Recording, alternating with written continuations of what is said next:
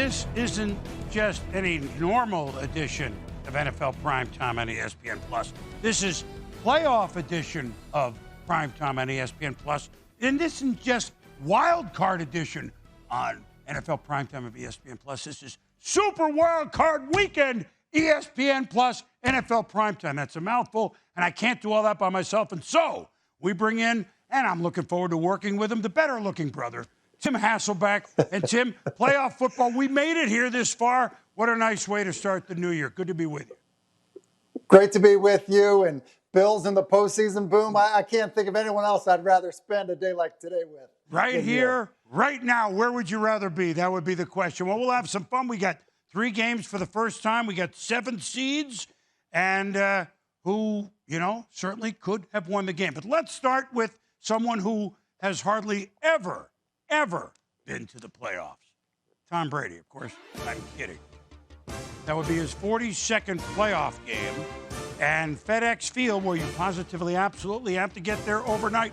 Alex Smith, unfortunately, could not play for the football team for Washington. And so Taylor Heineke, second start ever 2 years ago for Ron Rivera when he was at Carolina. And that's a pick by Sean Murphy. Bunting ball was tipped.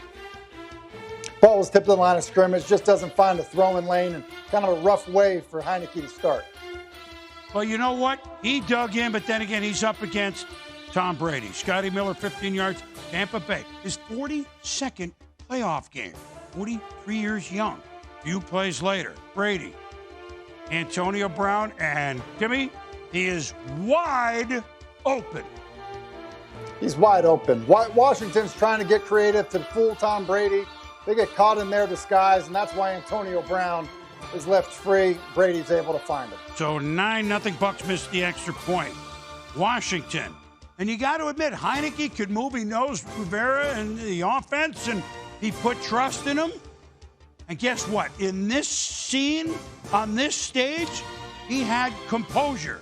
Later in the drive, 3rd and goal, the only Seahawk offensive player that looked good on this stage, J.D. McKissick. Problem? Playing for Washington, not Seattle, Washington.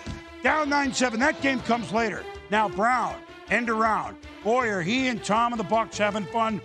22 yards. Then a few plays later, 1st and 10. Brady, time. Line did a really good job against all those stud pass rushers. Chris Godwin, 27 yards. Touchdown, Tim, 18-7. Boom, you called it. Started with good pass protection, but Darby gets beat because he thinks Godwin's running shallow cross. He gets vertical. Brady finds him. So 18-7 at the half. Washington trying to chip away with a field goal. And Tampa, now Jones was hurt before the game. A lot of Fournette. And then here's Keyshawn Vaughn. Uh-oh! John Bostic recovers. Washington's defense trying to keep him in there. Darren Payne knocking it out. What a punch out. Just right on the football. That's well done. And the rookie fumbles. The year of the punch out. A lot more than, Peanut Tillman only this year. That's for sure, Timmy. 3rd and 5 now from the Bucks 8. And watch this play by Taylor Heineke. And did I say Heineke? Or did I say open up a 6-pack of Heineken? Yes! That's a beautiful run right at the pylon like he started like 20 of these games, right? It's incredible. One of the best plays we've seen all season long, and it comes from Taylor Heineke. One of the biggest moments of this year so far. Incredible play by anybody, much less a guy who's forced into action. Chase Young even likes it. Yeah, hey, that's his name. Remember it. Down 18-16, they go for 2. Yeah, that's not quite going to make it. Thomas is not able to convert, but Washington in the game. Early 4th quarter, 21-16. They held them only to a field goal, did the football team from Washington. Heineke on 3rd down and 9. Uh-oh, don't tell me now he's hurt. Alex Smith, street clothes. Heineke taken to the locker room. Hurt. It was 3rd down, so they punted, but uh-oh. Head back. He headed to the locker room, shoulder injury, but you know what? He would end up not missing any plays. But what he did miss while he was in there was Tom Brady doing his thing. Mike Evans doing his thing down to the 5. And then, I told you Jones was hurt pregame. Leonard Fournette in there. 28-16 the Bucks. Under 5 minutes to go now in the 4th quarter. Here he comes. Heineke, he's back. The legend began on this night in the nation's capital. Heineke, the Sims Jr. touchdown. Brady says, no. They took a long look at this, but the call stood. And it should stand. It was a tremendous throw coming in out of the locker room. He continued to put pressure on the Bucs. So now a field goal makes it 31-23, but still just one score. But 4th and 21, a miracle? Not quite. Double coverage knocked the ball down. And Tom Brady, Buccaneers. And you know what? He salutes the Washington quarterback. Washington played valiantly. There's no question about it. But Tampa, unless they run into something really, really tough on defense, they're going to score like this. The Bucs win 31-23, their first win since they won the Super Bowl, first postseason win 2002. So that would be 18 years. You know what? Tampa happy to advance. Bruce Arians, he knows quarterbacks, and he likes what he saw across the field. He was very elusive. We knew he was going to scramble around. There was going to be bootlegs and scrambles, and we really hoping for Alex because we knew that part of the game wasn't going to be in there. And he got out of some really good spots, and he made some really good plays. He had a lot of poise. We were tackling worth a the whole game, and we finally got him when it mattered. And I don't think it was best our defense has played in a long. I mean, it's terrible. Up until the last 8 minutes. Well, the good thing with Bruce is he never tells you what he really feels. A couple of notes here, Tim, and we'll start with Tom Brady, but he now passes, and I watched this game, okay? George Blanda was the oldest to throw a touchdown pass in the postseason. That was the Oakland Raiders during the 1970 postseason. He had that unbelievable year. Tom, by a couple of months, is older than him. How do we think he looked in the postseason for the first time wearing a uniform other than the Patriots? I thought he looked great. Now, he benefited from some good pass protection, but I thought he looked comfortable. Really kind of a continuation of what we saw at the end of the season from him, which was, pretty good command of what they want to do offensively. And I think it was, pretty obvious that the arm strength still there, still, plenty of arm to get it to those talented wide receivers that they have. The Bucs overall, because, look, they're going to be moving on, and as we do this show, we don't know who they're going to play, so no need for conjecture. How do you think the Bucs, so Bruce was not happy with tackling at all? Obviously, there's room for improvement, but overall, can they be a force that can keep this going? I think they can, Boom, because you said it. They'll be able to score. The question is, can they come up with enough stops? Can they come up with a punch-out? Can they do something on defense, especially when you're playing offenses that aren't led by Taylor Heineke? Can you do something to get the job done to give Brady and that offense another chance? So it really, I think, comes down to, can they make a stand when they need to against some of the better offenses in the league? Hey, real quick, I know, Washington, there was long odds, obviously, but Ron Rivera, cancer, Alex Smith, who didn't play, but them being here, and I have no problem with a home game. If you win the division, that's the way it goes. Those are the rules. Everybody knows them. They earned a lot of points around this league and around America, I think, the last month or two, don't you think? Boom, I think you're exactly right. So much respect for the job that Ron Rivera's done with what he's gone through. And then to think about this team's performance against a Tom Brady-led team with, a guy that was signed off the street and battled to the very end, I think in some ways is a pretty good representation of the team Ron Rivera has. Well, and so Washington out, Tampa moves on, and now we move on to Orchard Park, New York, because the Buffalo Bills, for the first time in, a long time, how about a quarter of a century? That would be 1995. They were at home and won a playoff game. 1996 was the last time they had a playoff game there. So it was such a rich history in the early 90s especially, and the game that no one will forget, the greatest comeback of all time, and that was Frank Reich in 1992, the wild card game, trailing Houston 35-3. Jim Kelly, of course, couldn't play because he was hurt.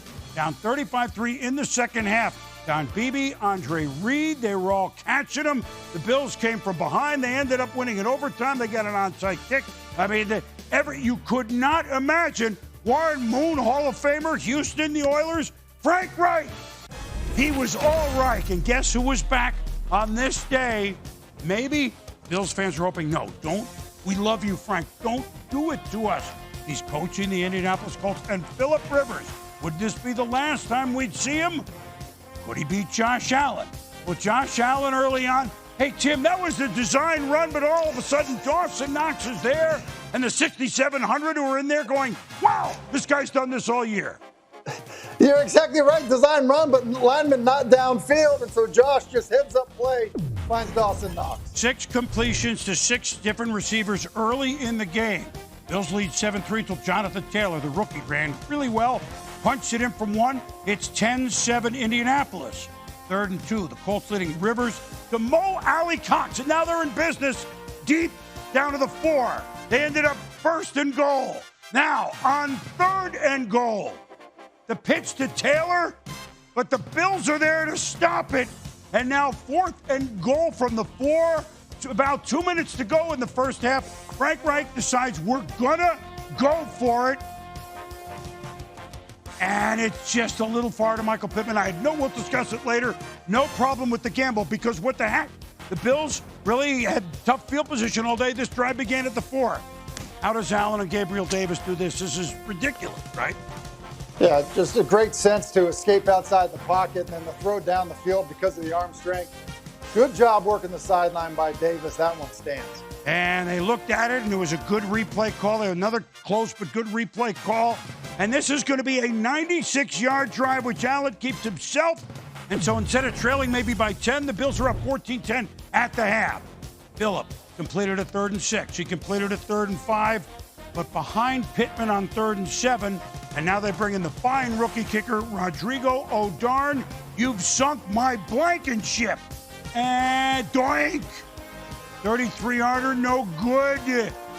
And the Bills, they take over on downs. Tough miss off the upright. Bills lead 17-10 early 4th quarter. Bills pick up the blitz. Allen out of the gun. Another play to Stephon Diggs. Really? Really? Wow. 24-10. Now, Colts, as the Bills having fun, all of a sudden the Colts, they're scoring in like 2.5 minutes. Long drive, Nyheim Hines. Not the ketchup, but a great young runner, 29 yards, all the way down to Bills territory at the 46. Then, 3rd and 4. Rivers threw the ball really well on this day, Tim. That's Zach Pascal for a touchdown. Yeah, it was well protected. Pascal just running a little drag across, and he was able to find him. You're right, they were scoring quickly. So they're going for 2, down 8. I'm all right with it. Not orthodox, but it's okay. But Taylor snuffed. And so it's a one-score game, but it's 24-16. 8-point lead. Bills have kicked a field goal. Tyler Bass, longest field goal ever postseason by a rookie. He kicked a 54-yarder. Rivers to Jack Doyle, and what a game he had. 27-22, and Rivers goes to Doyle for the 2-point conversion. Yeah, tight end's big for the Colts on this day. Rivers finds Doyle again for the 2-point in the back of the end zone. So, 27-24, Josh Allen. Can we run out the clock? Can we get another score? Allen, gun. Uh-oh. Oh, no. Don't tell me. Did he go Autry the strip sack? The ball is loose. Darrell Williams, Johnny on the spot for the Bills, number 75. They lost 17, but they could punt rather than give Indianapolis the ball, but Rivers has a chance. 50 seconds left. Down by 3, 27-24. Rivers. Pascal.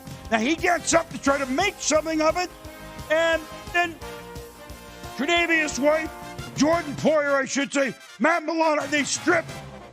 But what happens? They took a look, replay, even though he might have been up and starting to run when the strip, they called that it was the Colts ball and the knee down stand. Now, Sean McDermott calls timeout, so this is a non-play.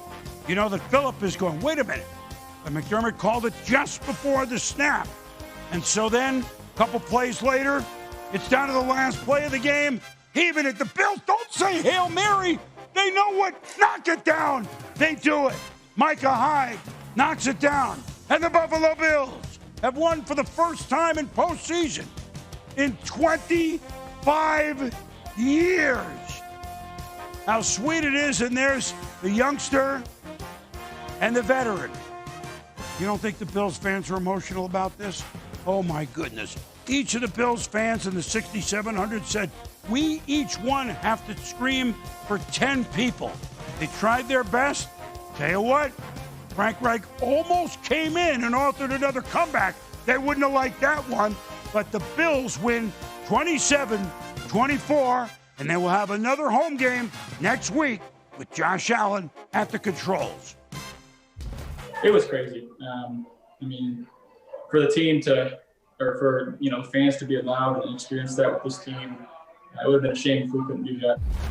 I don't think guys really understand the meaning and the impact of, winning a playoff game for this franchise. But at the same time, I think we're not in tune to that because we want to win more. One's not good enough for us, and we got to go find out a good way to put our best foot forward this week and try to go execute next week.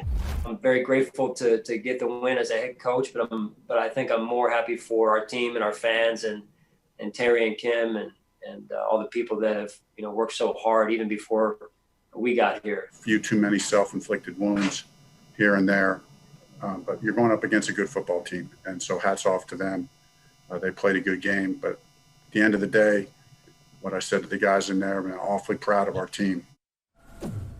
Well, first of all, that was a really, really good football game. And not often that a 7th seed, they're not normally in the playoffs, like ever. The 7th seed was 11-5, Tim. So, but we'll get back to Indianapolis in a moment. Josh Allen, this wasn't news. There were a few plays that we couldn't show. Maybe you have, but flat-footed, winging it 30 yards, some of the other. He's as fun to watch as anybody in the league. I know we have Patrick Mahomes and we have Aaron Rodgers, but wow. He feels, and the Bills feel he can do anything. Yeah, and he feels like when you watch him that he's in the same class because of some of the things he can do. As you said, boom, flat-footed, just physically he's so talented. But he also just got a great understanding, about just kind of what the defense is trying to do and the problems that arise. Here, Kenny Moore's coming off the slot in the bottom. They blitz their protection. Josh wants to throw this hot to Singletary. He's trying to get to him, but he doesn't have a throwing lane. So his ability to bring the football down, escape to his left outside the pocket, and then find Stephon Diggs for the first down on a 2nd and 15 is a remarkable play. It seemed like he knew it as well. The reality is you can have the perfect play call defensively against him, but he's able to play kind of above the X's and O's. That's one of the things that makes this team pretty special. Well, let me come in here a little bit more with Buffalo. Look, Josh Allen wasn't born when they won that playoff game in '95, and neither were some of his teammates. 3 years ago, he wasn't even on the Bills when the McDermott, first time Bills made playoff and long time made the playoffs, lost to Jacksonville. A year ago, we know they led 16-0 Houston, lost overtime. So it's only a couple losses for this group, but to knock down the door, to do it for the first time, I want to give the Colts full credit, but maybe that was part of, you can't exhale till you've done it once, and that's part of the reason why this game was so tight. Now the door is open for the Bills. Do you see it that way, Tim? I do. Well, boom, I look at the emotion in the stands after the game. I think the heavy emotions, the fan base certainly is not lost on some of those players when you hear Josh talk after the game. Completely aware of what, that city and organization have been through. And so, yeah, that was a big, breakthrough moment. There's no question about it. And they did it on their quarterback's shoulders. Well, and look, real quick, and you can jump in a minute, and then we'll go to what may be the end. Look, I had no problem with Frank Reich. People, he shouldn't have gone for it. They could have been up 17-7, and the Bills, they had one drive thus far, but they hadn't proven to be able to go the length of the field. I know it ended up backfiring. Real quick, you with me on that, or do you think Frank wants that decision back? He should have kicked a field goal at the end of the half. I think Frank probably loves the call, Boom. You said it in the highlight. They got him open. They had Pittman open, and Phillip just misfired on it. And so I think when you look at that, it's easy to second guess now, but they had the right call and really should have come away with a touchdown. Well, and Phillip played a really good game. He threw the ball well, and after the game, quite emotional. It was a heck of a team to be a part of. So certainly disappointing finish like this when you just believe it's the year, you know. And I think that's the competitor in me. I've never not believed it was the year, but it was a special team to be a part of. Whatever God's will is for me and my family, if it's here in Indy playing of the year, then we'll be here. And if it's not, I'll be on a sideline somewhere. I know where. I'll be on the sideline with the Ballcat, coaching the heck out of a high school football team down in South Alabama. Look, he has done everything but get to and win a Super Bowl. I know there are others in that, you know, Eli and Ben in that class, et cetera. But Phillip Rivers, Tim, and you played the position, you can speak better to it than me. But if you can't root for Phillip Rivers, you can't root for anybody. One leg in that championship game in 2007 at New England for San Diego. 37.5 miles he's thrown in the National Football League. And his fire, game one, and if this is the last game, still apparent on this day. Yeah, listen, I got chills listening to him talk there, Boom. With those emotions, that's how you're supposed to compete. That's how fans of your team want you to compete. And I think it's clear, whether, as you said, you know, playing on a torn ACL or just, you know, any random week 6, you know, of a season, that's how he played. And I know I have a lot of appreciation for what he was able to accomplish, if that was the end. 5th all-time regular season touchdown passes and yards. I mean, we could go on and on and on, and among the best ever with fire. Well, now, speaking of fire, but this is going to be firing up defensive-wise now. We go out to kind of the rubber game in the NFC West because the Rams and Seahawks know each other so well. And guess what? Jared Goff dressed, but with the thumb injury and a bad one, John Wolford, Wake Forest, going to start in this playoff game at the NFC West champ Seattle. Jamal Adams get the hit, and Wolford had to leave. He would not return to the game. And so, look, Jared Goff is the starter, but 2 weeks ago he had 3 pins put in the thumb. I don't really know how he was attempting to throw, and then it didn't matter here on this play because Jaron Reed sacks him. Rams had to settle for field goal 3-0. Russell Wilson, this was his day. Aaron Donald, are you kidding me? I mean, Aaron Donald gives him and the Seahawks just more than the chills. It's like a Halloween horror movie. Wilson, DK Metcalf, takes the big hit, and that's incomplete. Seattle frustrated, but it's still one of these, we call them, Timmy, blackjack games. Hit me. You know, unless you have a face card showing, nobody's scoring much. Goff, though, steps up.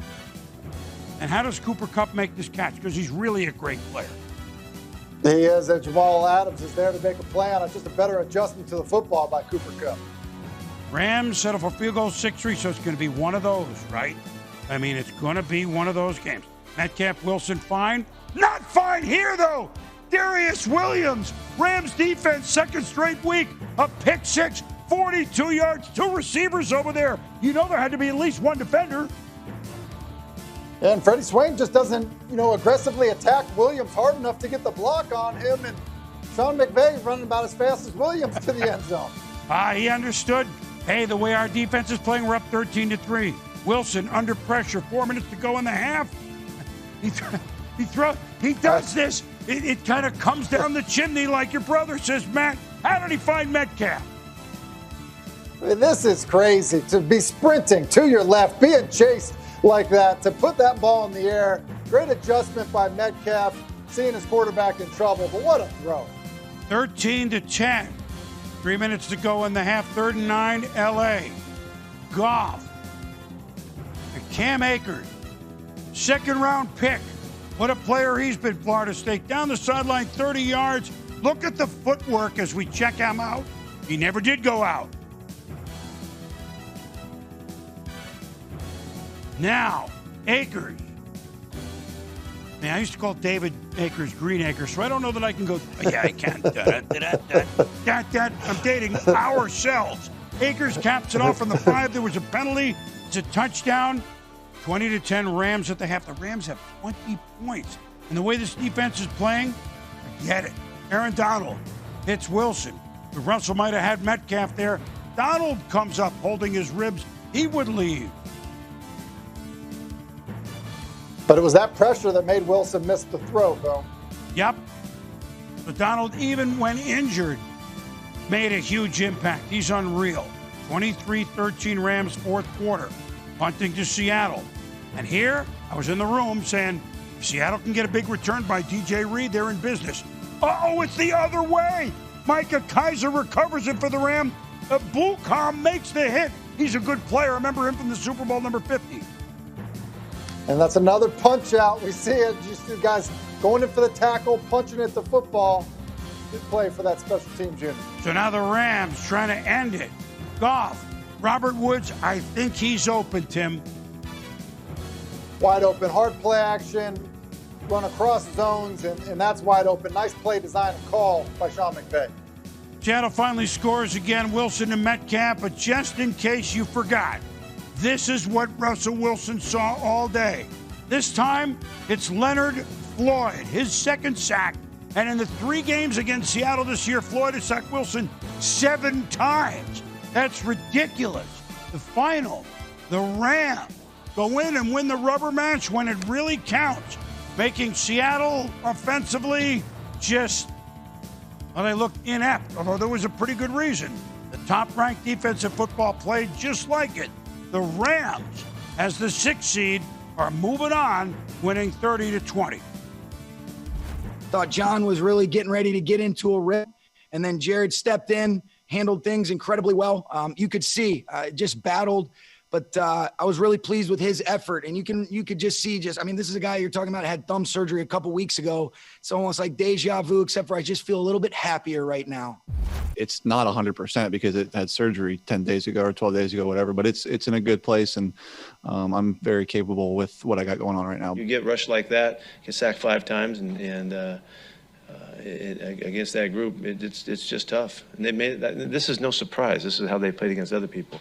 We needed to keep this game like we played them last time. I hate this feeling, obviously, but we felt like we had a chance today. When the game was, we were down by 7, we had a couple penalties. I had that long run, and then we got a penalty, and we got backed up, and next thing you know, the game flipped. Where we felt like we was a little bit out of reach, and then we still went after. We still kept believing.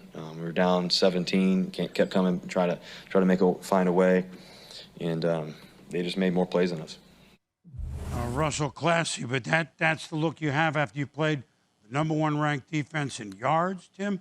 The number 1 ranked defense in points, just to drive it home. This is football not played by anyone else these days with the Rams. That's the 11th time in 17 games an opponent has gained less than 300 yards. Hello.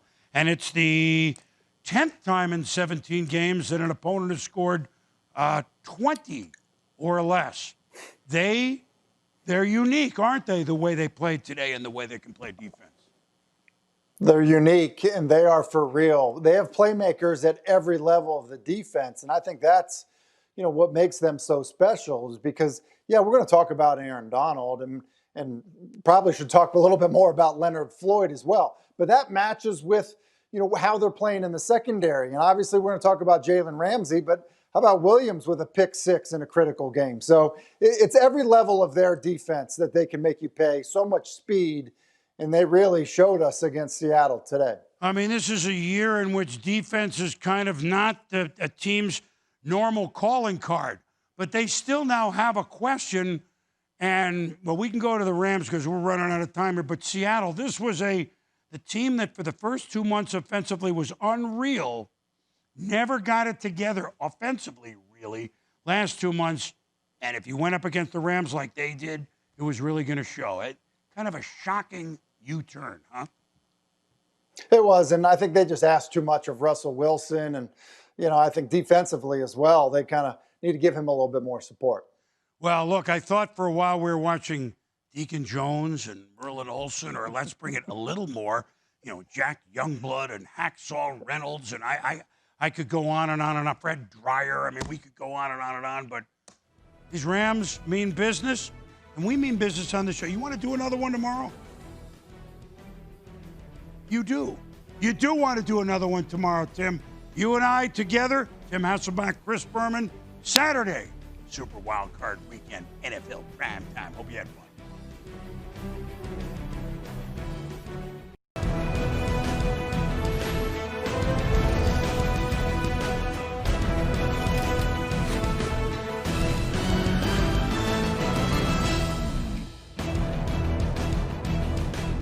Hi, everybody. I'm Chris Berman, and welcome to the Sunday edition of Super Wild Card Weekend, ESPN Plus's version of NFL Primetime. Joining me again, as he did on Saturday night, is Tim Hasselbeck. And Tim, another full dance card. You raring to go?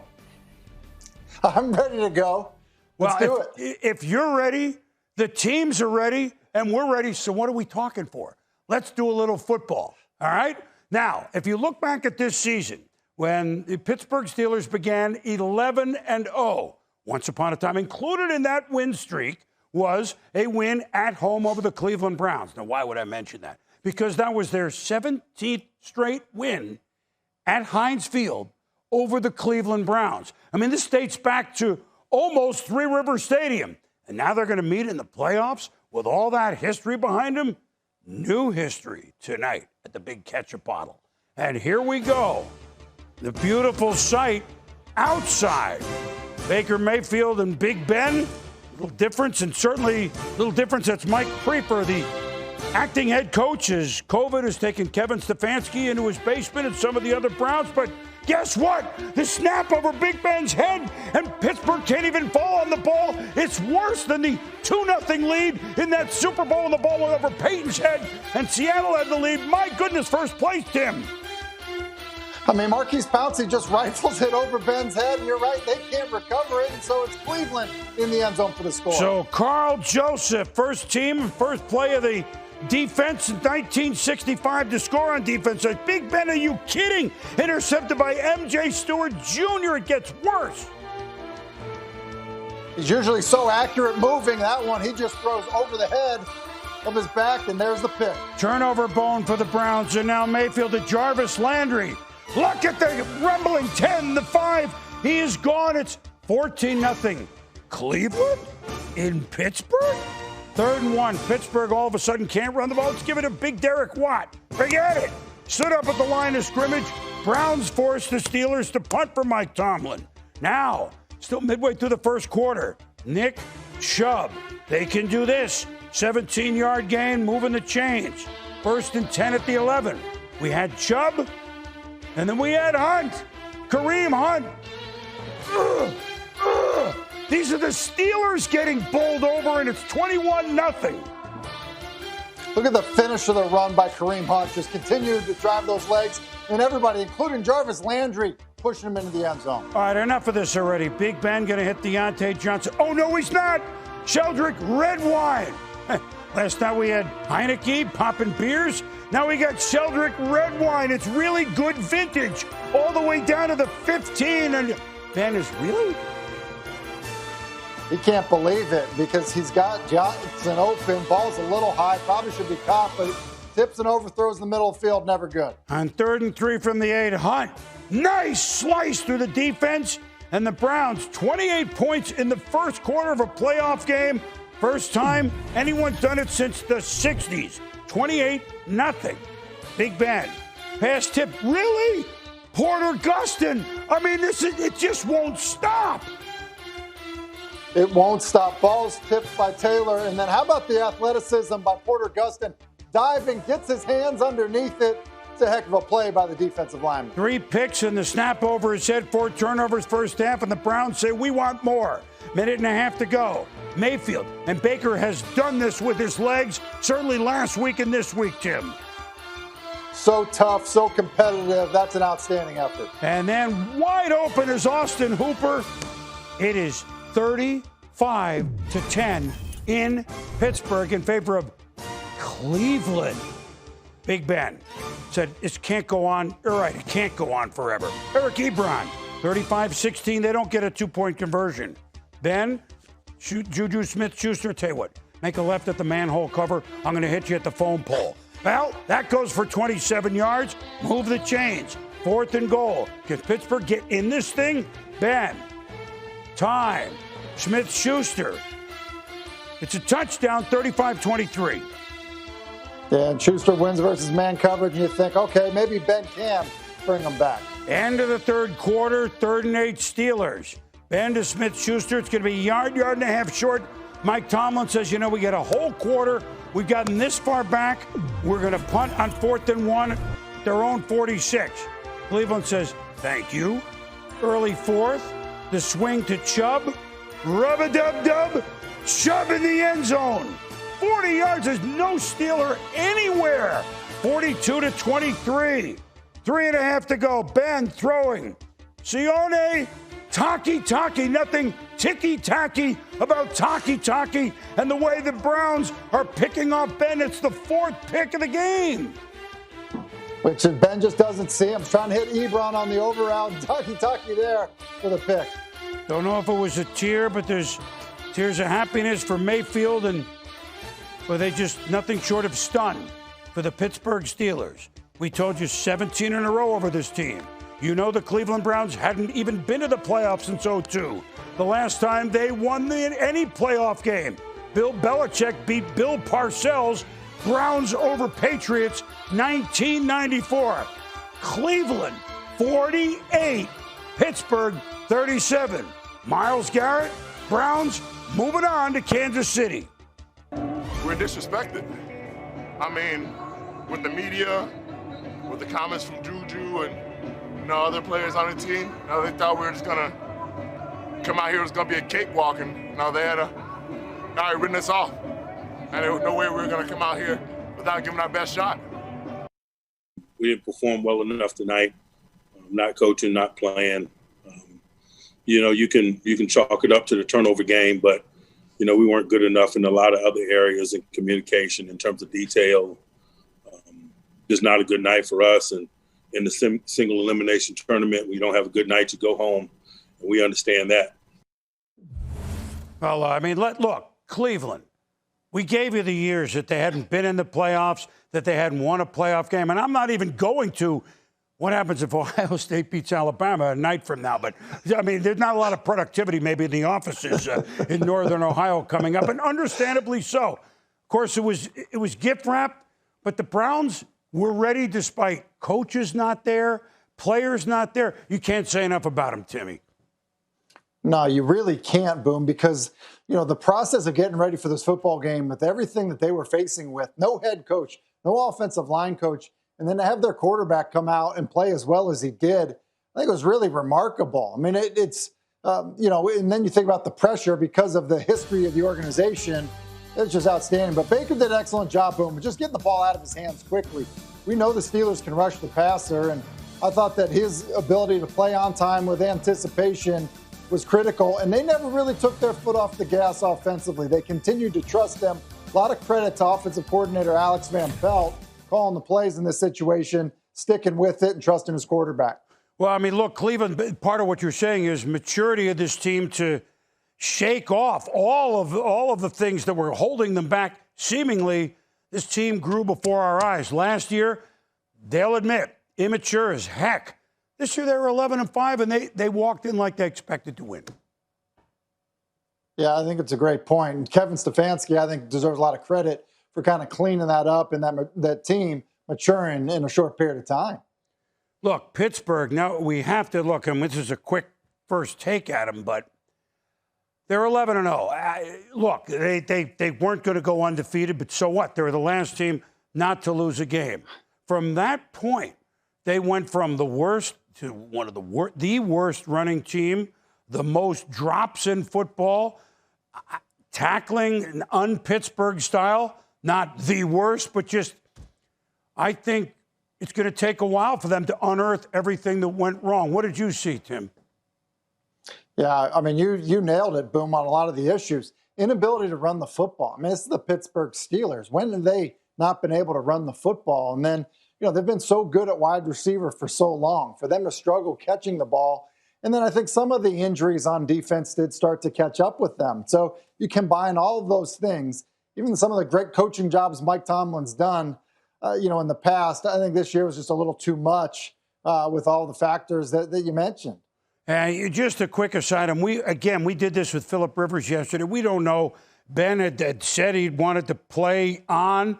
Obviously, he doesn't want to end on this note. He's 65,000 yards, plus I could recite stuff that Ben, and not to mention a couple of Super Bowls. Here's 2 records he set in this game he wasn't after. 47 completions, most ever in a playoff game. 68 attempts, breaking Steve Young's old mark of 65. You don't set those records unless you're way behind. I mean, there's just no other way to look at it. So Cleveland Browns are moving on, and congratulations to them. Earlier, AFC, you knew that this would be a slugfest. So you have 2,000-yard man Derrick Henry, who just ran for 250 a week ago. A week ago, the Baltimore Ravens, red-hot team, won 5 in a row, ran for, in one game, which is almost impossible, 404 yards, I think 1,300 yards in their 5-game winning streak. So what would give in the Music City in this pair-off between two really good teams? A really good early game. Lamar Jackson, I won a playoff game. He's heard it. Derrick Henry, you can't stop him. He ran Tennessee all the way to the AFC Championship game last year. And what do your Ryan Tannehill's had? The A.J. Brown, the floater, and with everything Henry's done, which you can never overlook, Tannehill, Brown against Marlon Humphrey, and Tennessee is the early lead, Tim. Yeah, they do, and obviously the officials letting them play early, probably a little bit of a push-off, but still an outstanding catch by A.J. Brown. 7-0 Tennessee, then it was 10-0, then it was 10-3. 2.5 minutes to go in the half. You knew this would be low scoring. Nobody's open for Lamar Jackson. Look out. What? And then look at him go toward the pylon. He could go all the way into the end zone for a touchdown. How about this run just changing things? We know he can do that. I mean, on 3rd and long, it's where the Titans have really struggled, but you get him into the open field, and it's like the party is over. Kevin Byard's angle gets eaten up, and then how about Lamar being able to sneak that ball inside the pylon? Really impressive effort. Unreal. And all of a sudden, down 10-0, we're tied at 10. First play, second half. Oh, here's the secret weapon. 311-pound fullback, Pro Bowl fullback, Patrick Ricard from the Black Bears of Maine, where he was the defensive lineman. Jackson will keep it himself. All of a sudden, things opening up. We're going to talk about this move at halftime. Offensive shift a little bit in this opening drive. Fake the hand. Oh, we're going to throw to the big fella again. You think they want? I didn't see a head-to-head tackle there. Did you, Tim? Get out of my way. And then watch Ricard lead. Dobbins into the end zone. He's like the junior fridge. Touchdown Ravens. I mean, all Ricard on that drive. And a lot of movement down in the red zone. That offensive line doing a pretty good job as well. Well, now Tannehill says, we're down to Brown for a first down and a roughing the passer, and it's 15 more. 3rd and goal. Tannehill's going to come back to look out, I'm in trouble. Somehow he finds Henry, but a one-on-one tackle right there on Henry. My goodness. The Ravens defense played so great. They held to a field goal, 17-13. Tannehill, his longest run of the game was right there. 8 yards, early fourth quarter. That, not many games you could say that. 3rd and 2. Henry on the sideline. Tannehill with Jonnu Smith. 32 to Sean Elliott with a huge play. And now it's 17-13. What about 7.5? Mike Vrabel's going to punt it. And figuring he's going to get a stop this only halfway through the quarter. You can debate it. It's not why they were behind, but at any rate, fair catch is made. 7 minutes left. Jackson. Gain of 14. 4.5 minutes to go. 4th and 2. Ravens trying to score, also trying to chew clock. Jackson. Little dump to Dobbins. Stumbles for the first down, but pass interference on Willie Snead, Ravens. Yeah, Willie Snead sets a pick. He's a little too obvious with it on Rashad Evans. Harbaugh doesn't like it, but it's probably the right call. He wears the best masks. The mask was hot. Meanwhile, Henry carried 3 straight times for only 9 yards. That was a 3rd down carry. Now, of course, the Titans are going for it, and Tannehill, a sneak, barely gets it. Barely. But it's a first down.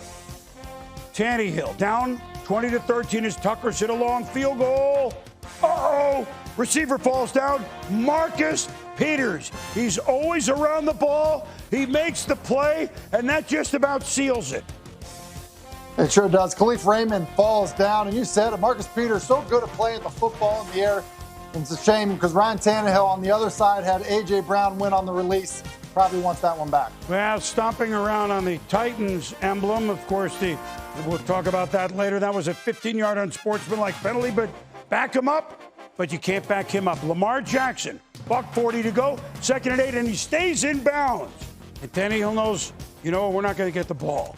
And with 30 seconds to go, Jackson leading a lot of his teammates off. Not the best of blood between these two teams. Of course, the Titans knocked him out of the playoffs a year ago, beat him in overtime in Baltimore early this year. But on this day, it was the Ravens who beat the Titans after trailing 10-0 and holding Derrick Henry to an unbelievably low number of 40 yards. It's true, Henry, a rare game when he was stuffed. Got the best of us today. Credit goes to, their defense and, their team. They're the better team today, and I need to play better. We didn't play better. We didn't play good enough to win today, and, Baltimore just a better team. Just wasn't good enough. Wasn't good enough as a team, and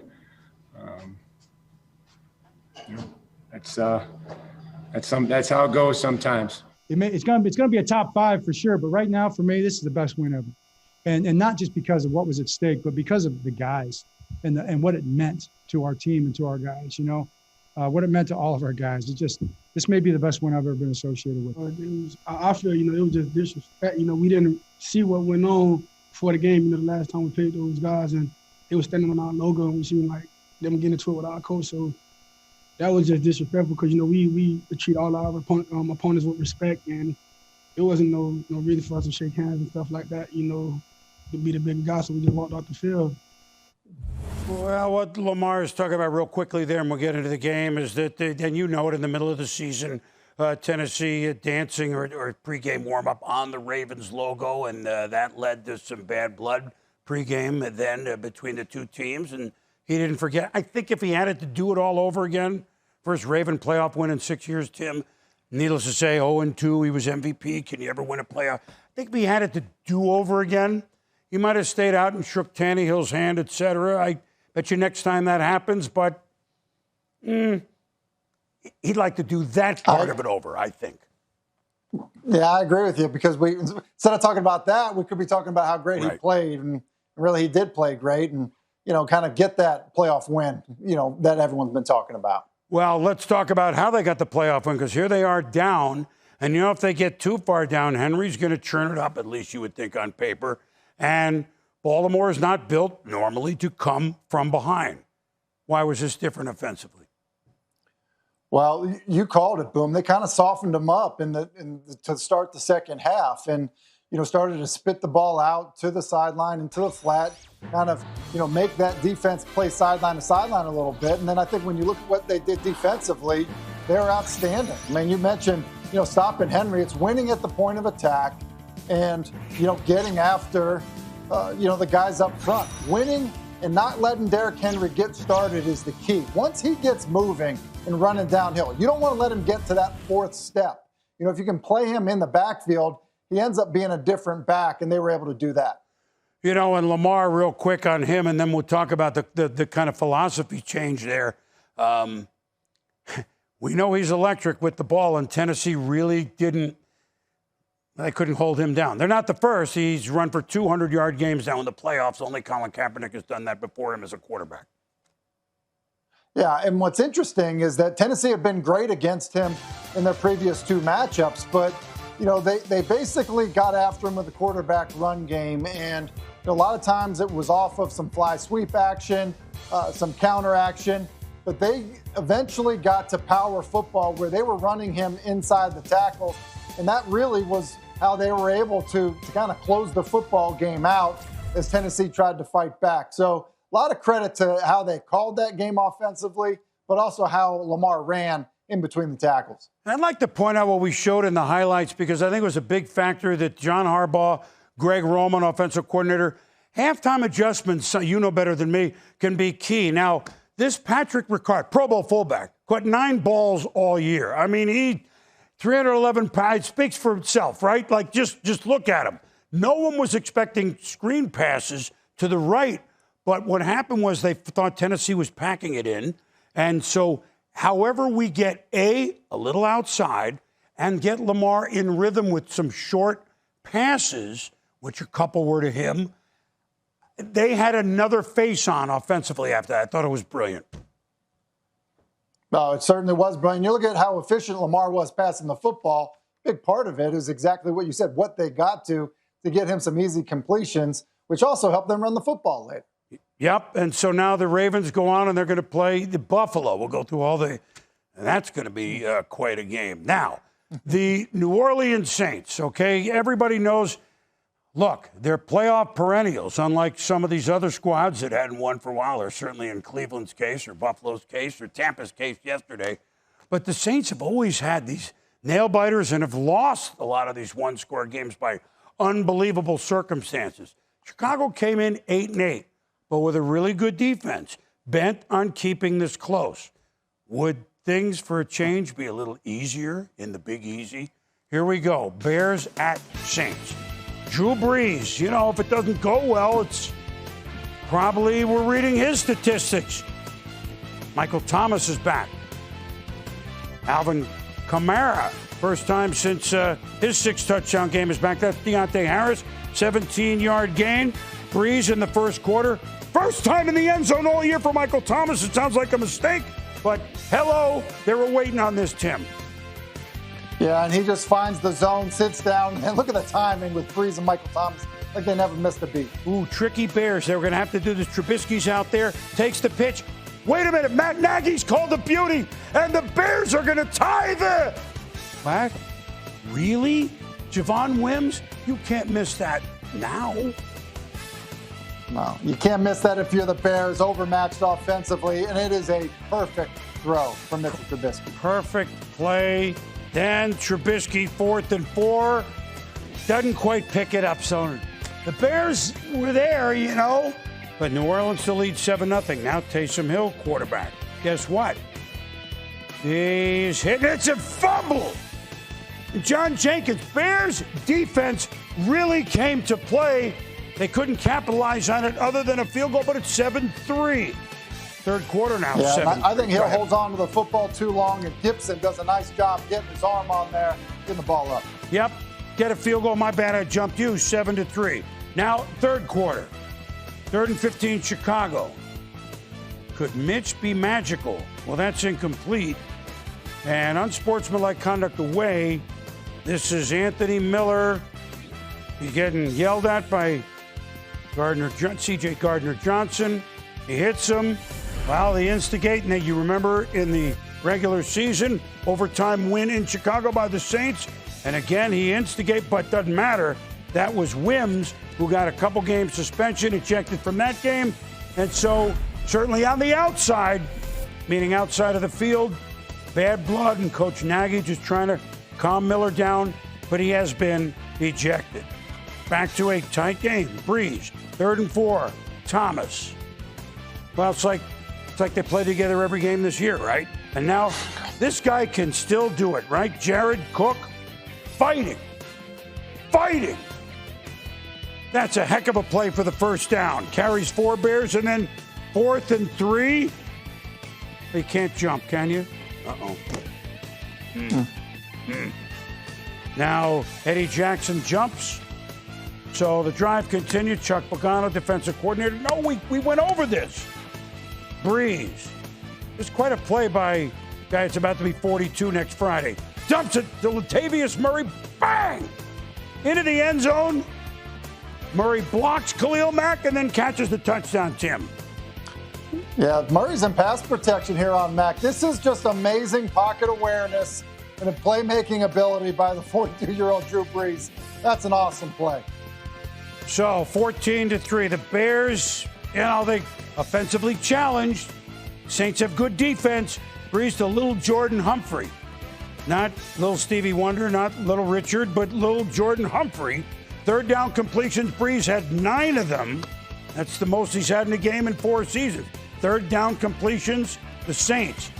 Alvin Candied Kamara, a 2-yard run, 21-3 last play of game. Bears score, make it a 21-9 final.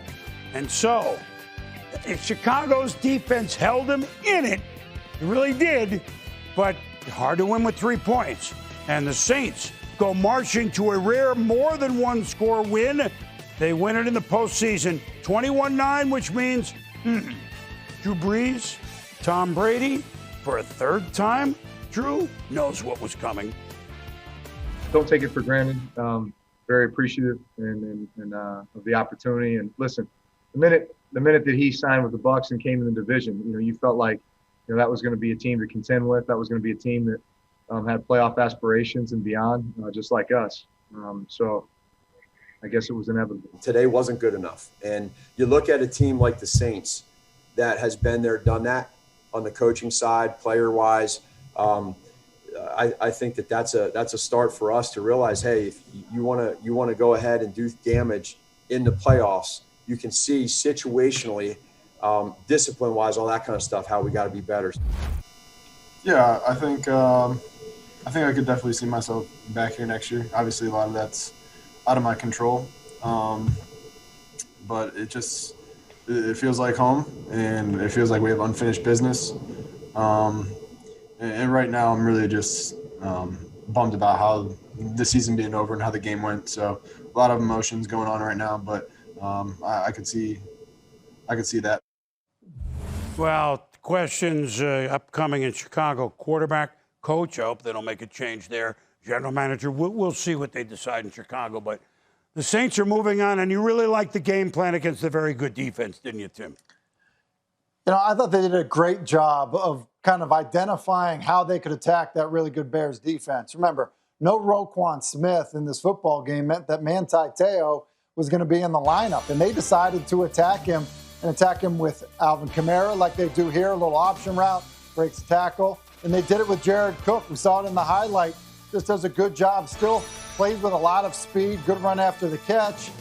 And it was a matchup problem, and it really is something that typically favors Chicago when Roquan Smith is in the lineup.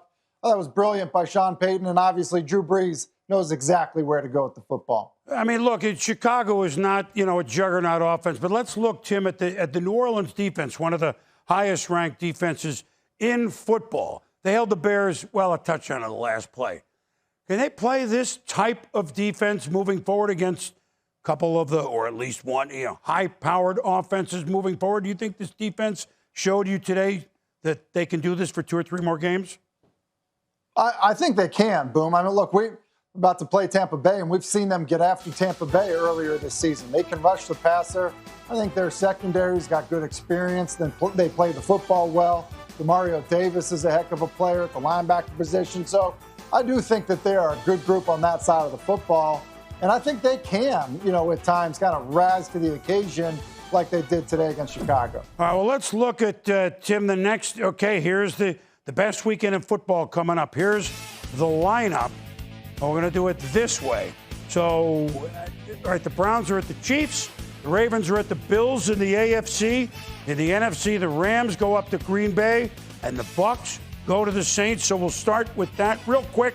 Look, between the two of them, Tom Brady and Drew Brees, they've thrown for, I've figured it, 99 miles, okay?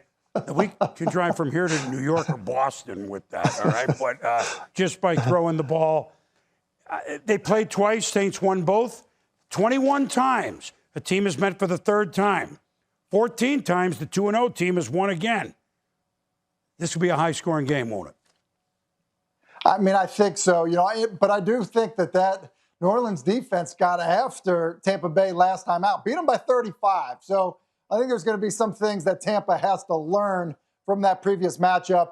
And I think kind of dealing with some of the pressures New Orleans brought in their last matchup. I think a couple of things in the AFC. The Browns have busted down the playoff door. The Ravens have busted it down.